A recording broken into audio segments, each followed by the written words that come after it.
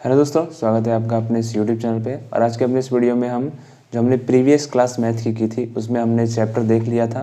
उस चैप्टर के क्वेश्चंस कुछ रह गए थे, वो क्वेश्चन आज अब इस वीडियो में देखेंगे। और अगले चैप्टर जो कि भिन्न की संकल्पना है, उसका हम कुछ पार्ट आज इस वीडियो में देख लेंगे। तो अगर आपको वीडियो पसंद आ रहा हो, हमारा चैनल अच्छा लग रहा हो, तो चैनल को सब्सक्राइब कर लें ताकि आप आगे आने वाले सभी वीडियोज़ को देख सकें। और इस वीडियो को अपने कॉलेज के ग्रुप में शेयर कीजिएगा ताकि और स्टूडेंट्स भी देख सकें।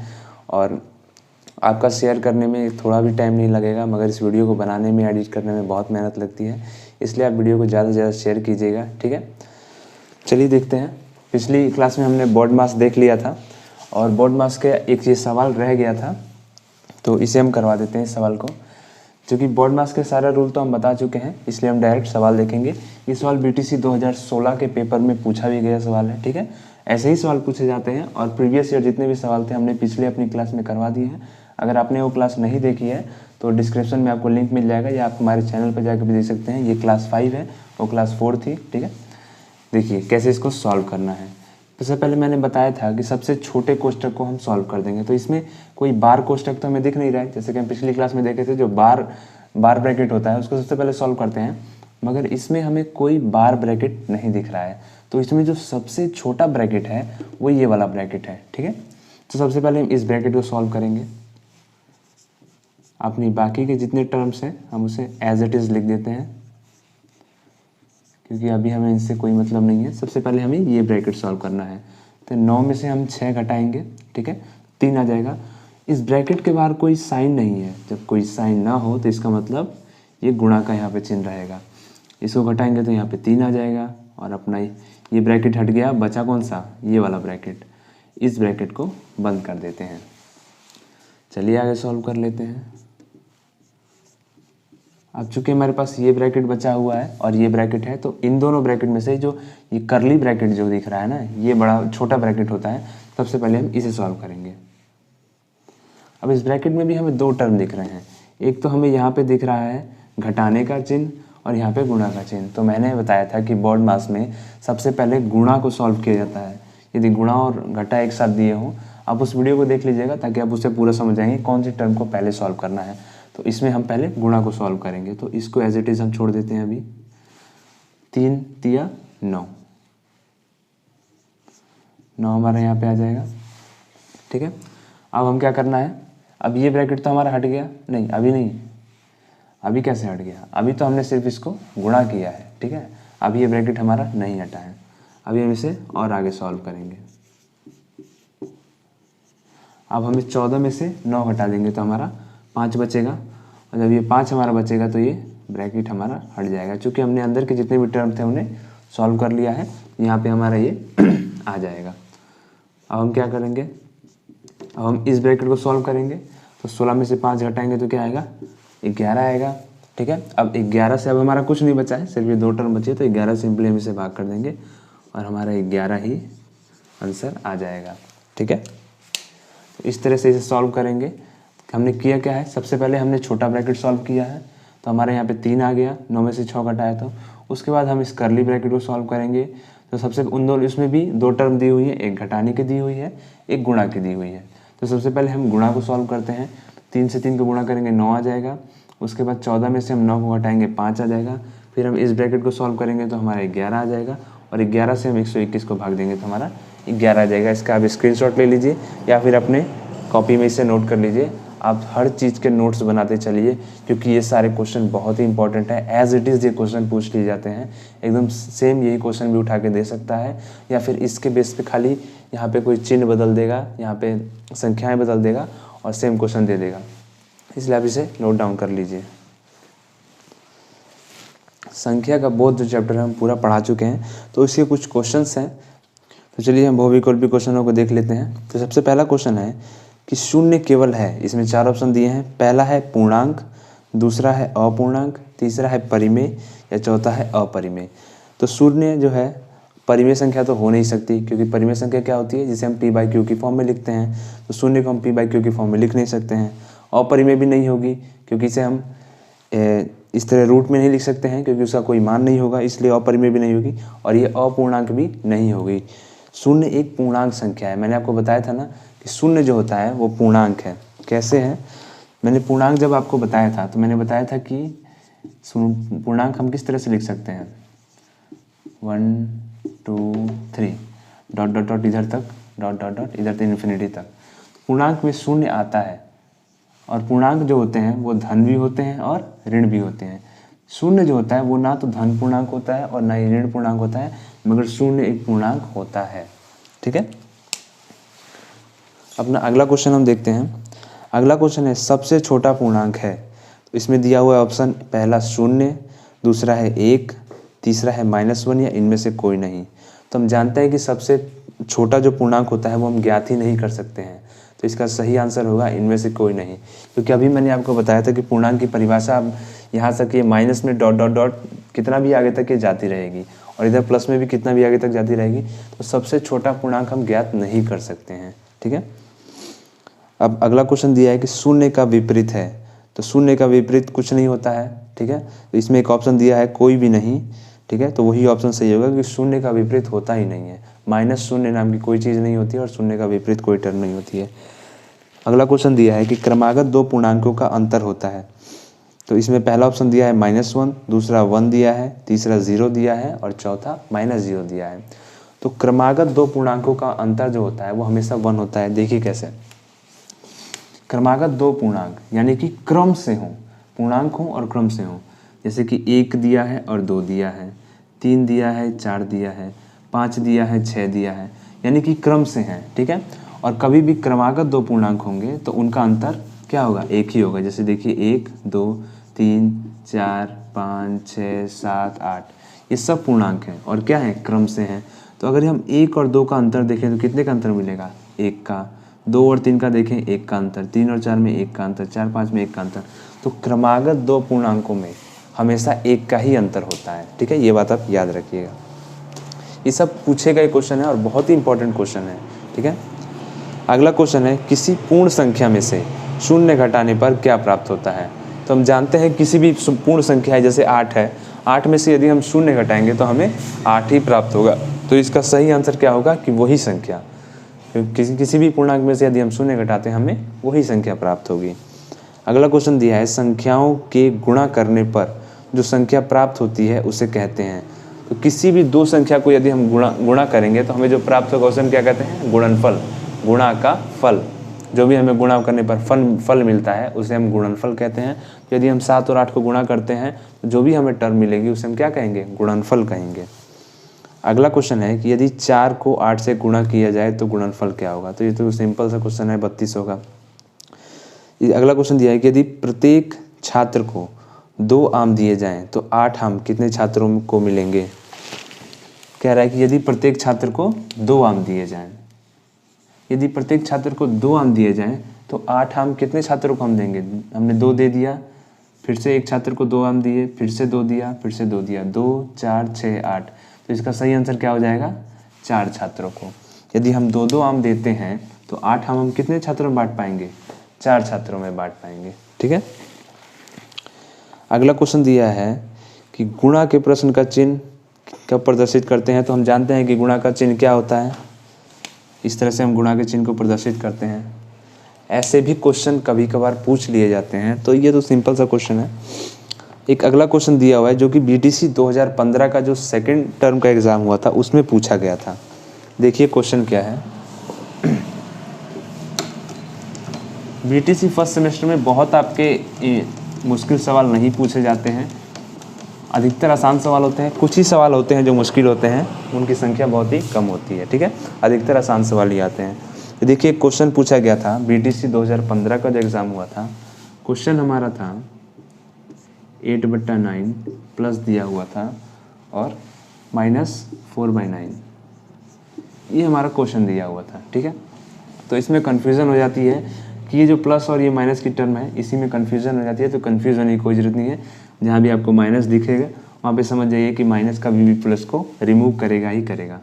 तो इसको हम कैसे सॉल्व करेंगे, 8/9 तो हमारा सीन दिया ही हुआ है, इस माइनस को यहाँ पे लेकर आएंगे। ठीक है, और ये हो जाएगा हमारा 4/9। अब हम जानते हैं कि इसमें हर दोनों समान है तो एलसीएम वही हो जाएगा और यहाँ पे हमारा 8 - 4 हो जाएगा। जब हम भिन्न की संकल्पना पढ़ेंगे तो इस चीज़ को हम डिटेल में बता देंगे। यहाँ पे आप इसे सिंपली समझ लीजिए, 8 में से 4 को घटाएंगे तो 4 हो जाएगा, बट्टे में हमारा 9 आ जाएगा और यही हमारा आंसर हो जाएगा। इस तरह से इसको सॉल्व करेंगे। एक अगला क्वेश्चन दिया हुआ है,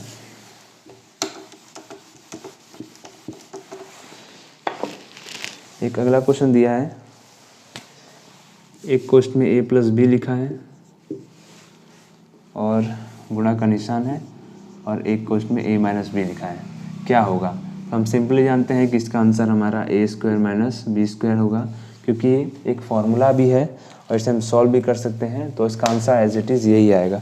तो कुछ फार्मूले आप ज़रूर याद करके जाइएगा, जैसे कि a प्लस बी का whole square, a minus B का whole square, a square minus B square, a plus B plus C का होल स्क्वायर।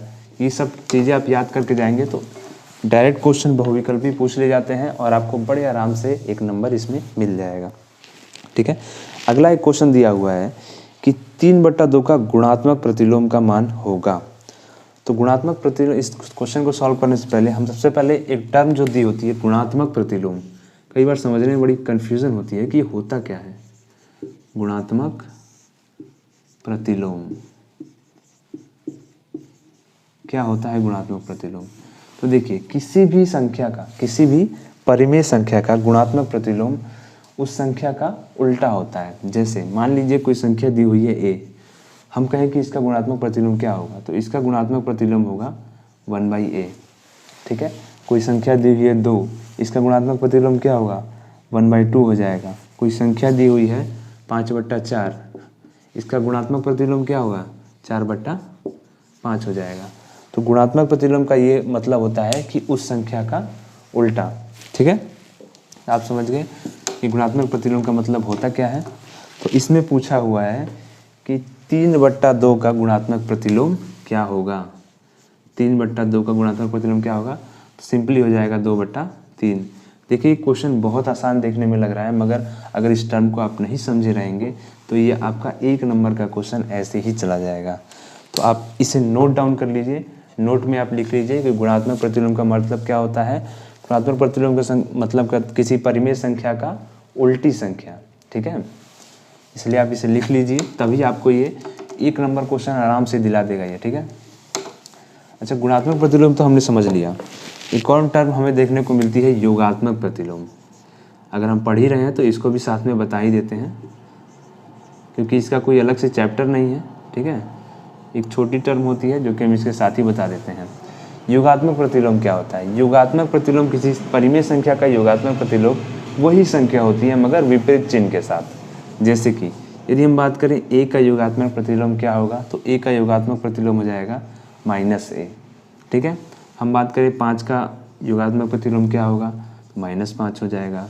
हम बात करें 3 का क्या होगा या 2 का क्या होगा, 3 का -3 हो जाएगा, 2 का -2 हो जाएगा। ठीक है, तो किसी भी परिमेय संख्या का योगात्मक प्रतिलोम वही संख्या होती है मगर विपरीत चिन्ह के साथ होती है। तो आप नोट लिखिए और नोट में इस चीज़ को लिख लीजिए, योगात्मक प्रतिलोम क्या होता है? किसी भी परिमेय संख्या का योगात्मक प्रतिलोम वही संख्या होती है परंतु विपरीत चिन्ह के साथ, यानी कि चिन्ह जो होता है वो विपरीत है, प्लस रहेगा तो माइनस हो जाएगा। ठीक है,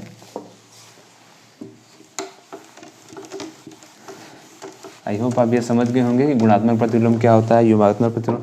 अब मैंने बताया था आपको गुणा का तत्समक अवयव, अपनी पिछली क्लास में हम बता चुके हैं कि गुणा का तत्समक अवयव 1 होता है। ये डायरेक्ट पूछ लिया जाता है कि गुणा का तत्समक अवयव क्या होता है और योग का तत्समक अवयव क्या होता है। तो आप नोट करके लिखिए कि योग का तत्समक अवयव 0 होता है और गुणा का तत्समक अवयव 1 होता है।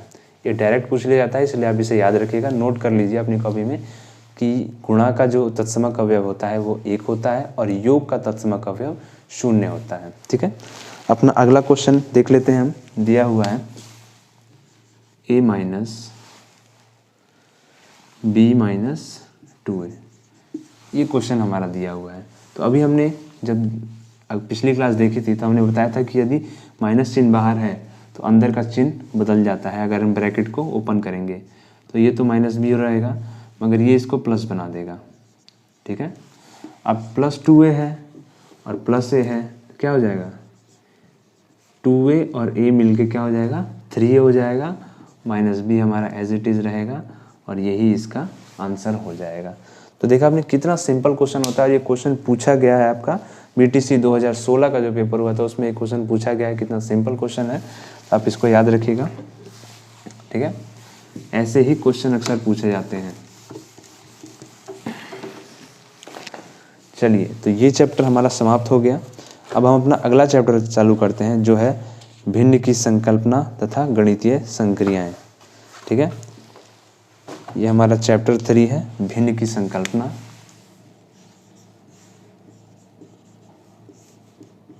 भिन्न की संकल्पना, ठीक है। तो भिन्न की संकल्पना को समझने से पहले हमें समझना पड़ेगा कि भिन्न होती क्या है, किसे भिन्न कहते हैं, ठीक है। तो सबसे पहले हम इसके लिए 3 डायग्राम बना लेते हैं, 1 2 और ये 3। ये 3 सर्कल हैं, ठीक है। मैंने पहले सर्कल को बीच में से एक रेखा खींच के 2 भागों में बांट दिया।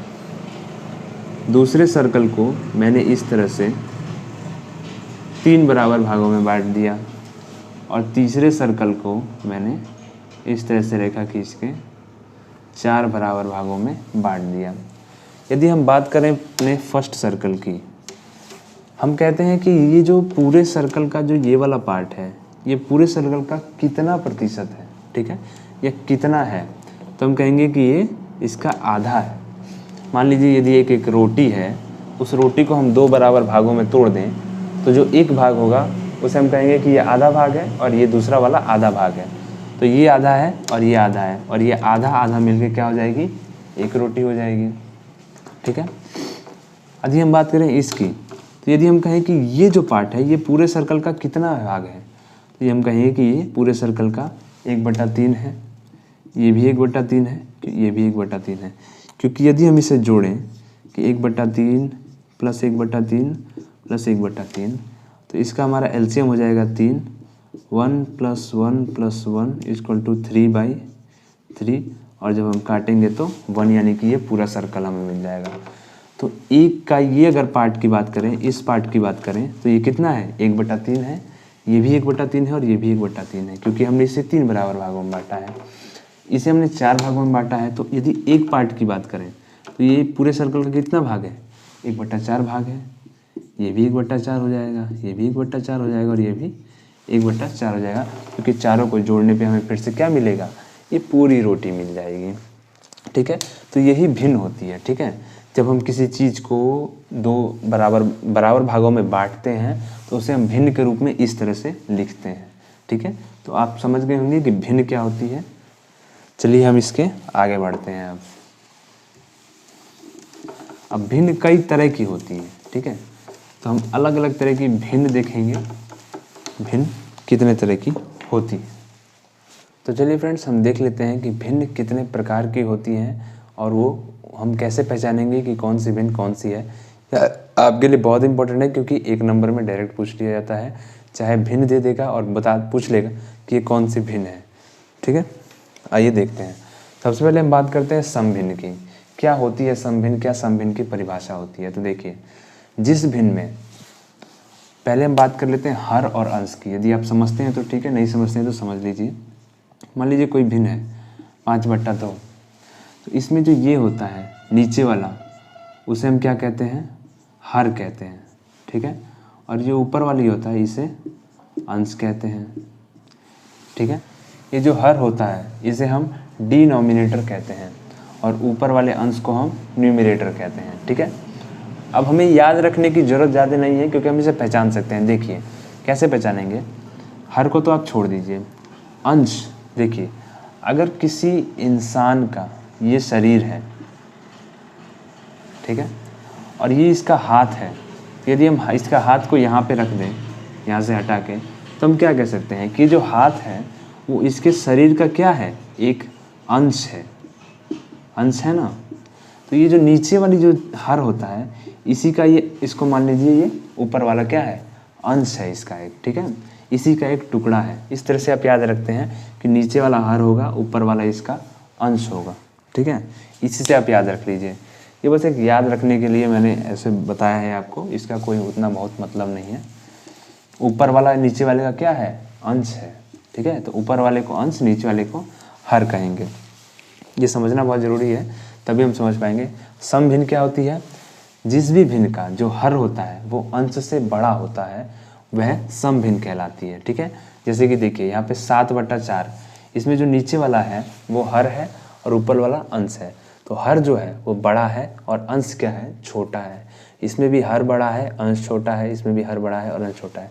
तो जिस भिन्न में भी अंश हर से छोटा होगा या हर अंश से बड़ा होगा वो भिन्न सम भिन्न कहलाएगी। इसको आप नोट कर सकते हैं कि जिस भिन्न में हर बड़ा हो और अंश छोटा हो वह सम भिन्न होती है। बात करें अगर विषम भिन्न की तो ठीक इसका उल्टा हो जाएगा। विषम भिन्न में क्या होगा, विषम भिन्न में हमारा जो हर है वो छोटा हो जाएगा, किससे, अंश से। ऊपर वाला जो अंश है वो बड़ा होगा और नीचे वाला जो हर है वो छोटा होगा। जैसे यहाँ पे 5/2 में हम देख सकते हैं ये जो हर है वो क्या है, छोटा है और अंश जो है वो बड़ा है।